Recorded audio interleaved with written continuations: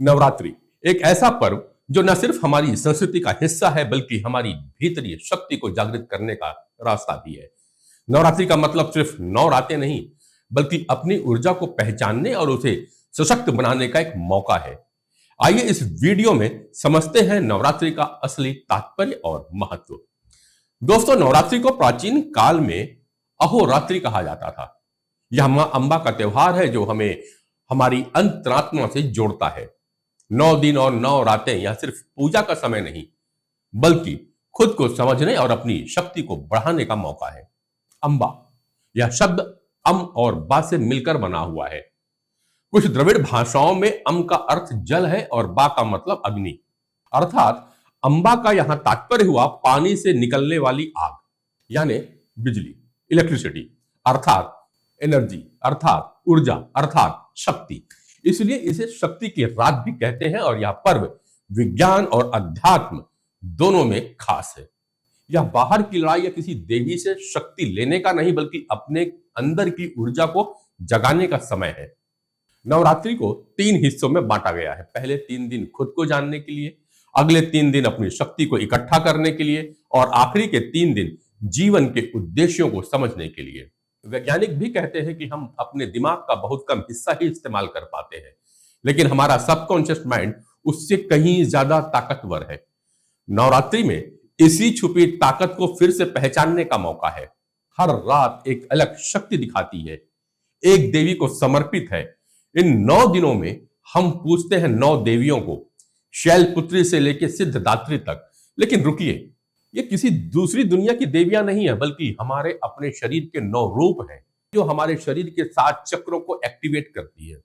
शैलपुत्री यानी कि मूलाधार चक्र, हमारा आधार, त्रिशूल की तरह धर्म, अर्थ और मोक्ष के लक्ष्य के साथ मूलाधार चक्र को जगाती है शैलपुत्री।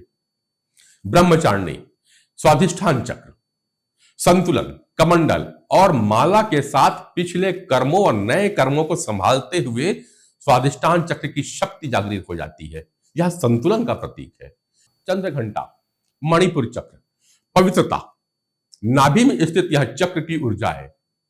कमल की फूल की तरह कीचड़ में भी पवित्र और एकाग्रता दिखलाती है। यह आपकी पवित्रता की शक्ति को बढ़ाती है।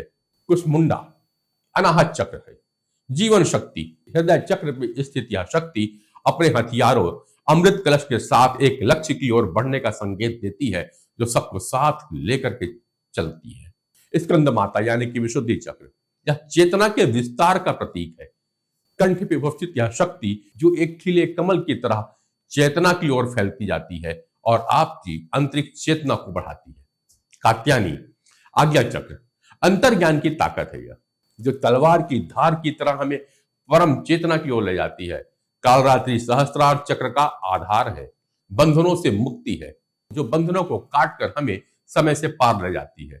महागौरी, सहस्त्रार की शांति, सहस्त्रार के मध्य में यह एक शक्ति है जो डमरू और शूल से हमें परम ध्वनि से जोड़ती है।